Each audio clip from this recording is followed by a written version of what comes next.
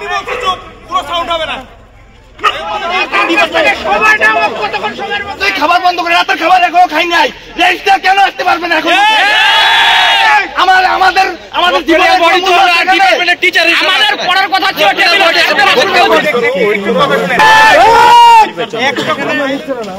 কে নিবে না? প্রথমে মারছে, পরে ওদের সহ মারছে। পরবর্তীতে যখন মারামারি হয়ে গেছে, পুলিশ আসতে একটু দেরি করছে, 45 মিনিট লাগেছে। এরপরে হয়েছে যখন পুলিশ আসলো, পুলিশ আসার পরে হয়েছে আর কেউ নাই ওখানে। তখন আমাদের ওই লোকগুলোকে দৌড়ার উপরে ছিল, দৌড়ার উপরে মারছে, দৌড়ায় মারছে। তখন একজন ওই বাসা বরাবর যেখানে মার খাইছে ওই বরাবর আমরা গেলাম। সেখানে ছাত্র বিএনপির যিনি সোহেল, কমিশনার সোহেল, উনি আসছে।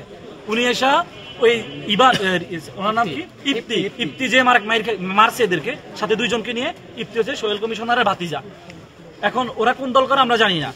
এখন পরবর্তীতে সোহেল কমিশনার আমাদের সবাইকে, ছাত্র আমরা বিশ্ববিদ্যালয় থেকে 5-7 জন গেছি, 10-12 জন গেছিলাম, বিশ্ববিদ্যালয় থেকে লোকজন আসছে। ওরা ওই সোহেল কমিশনারকে থ্রেট দেয়, তোদের একটা এখান থেকে যাইতে দিব না। ওপেনলি আমাদেরকে একটা থ্রেট দিছে। এবং পরবর্তীতে আমাদেরকে মানে এখান থেকে যাইতে দিব না। পরবর্তীতে আমরা হুন্ডা টান দিয়ে চলে আসছি, আমরা থানায় বসবো। এর পরবর্তীতে হয়েছে সোহেল কমিশনার ডিফেন্স দিচ্ছে অলরেডি এই ছেলেগুলাকে। এই যে ছেলেগুলো আমাদের মারছে, এদেরকে ডিফেন্স দেওয়ার চেষ্টা করতেছে। এবং ওই মহিলা, ওইখানকার লোকজনগুলো অ্যাগ্রেসিভ হয়েছে, স্থানীয় লোকজন আমাদেরকে যাইতে দিবেন না এখান থেকে। এবার আমরা থানায় চলে আসছি তাড়াতাড়ি। এবং কি হচ্ছে, আমরা প্রশাসনকে 1 ঘন্টা আলটিমেটাম দিছি। সোহেল কমিশনার যেহেতু থানায় আছে, ওর মাধ্যমে ইপ্তি ওর বাতিজা ওকে গ্রেপ্তার করানো হবে।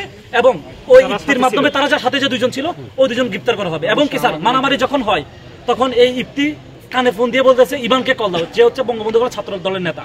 ইবানকে কল দিতে বলতেছে মারামারি করার জন্য, আমাদেরকে মারার জন্য, আসার জন্য। অর্থাৎ এই বিশ্ববিদ্যালয় স্যার, আমরা গোপালগঞ্জ ইনসিকিউর, আমরা এটা আপনারা যাবেন এখন স্যারদের সাথে কথা বলবেন, এটা দ্রুত যেন।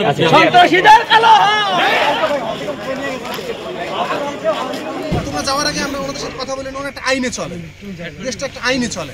উনি বলেছে যে দেখেন, আমরা ভিকটিমের কাছে যাব, শুনবো, শুনে কি ধারা হবে কি না ধারা হবে, আমরা এখন কি অভিযোগ নেব, কি ব্যাপারে নেব, ওনারা সবার কাছে শুনবে। ওনারা ওখানে ভিকটিমের কাছে যাবে, শুনবে, তারপরে কি হবে। এমনি চাপ দিলে সবকিছু হয় সব জায়গায়। আপনারা ওর ভিতরে যেটা বলেছেন, আমি ওখানে ছিলাম, আপনারা ওখানে বলেছেন। তুমি কখন গেছো? আমি শুরু থেকে ছিলাম, তোমার আগে আমরা কথা বলছি, তুমি শুনছো? তদন্ত কমিটি হওয়ার পর মামলা হবে। 5 ঘন্টা পার হয়ে গেছে, এখন শুরু করেছে মাথা ভাঙা মেরুদণ্ড সব।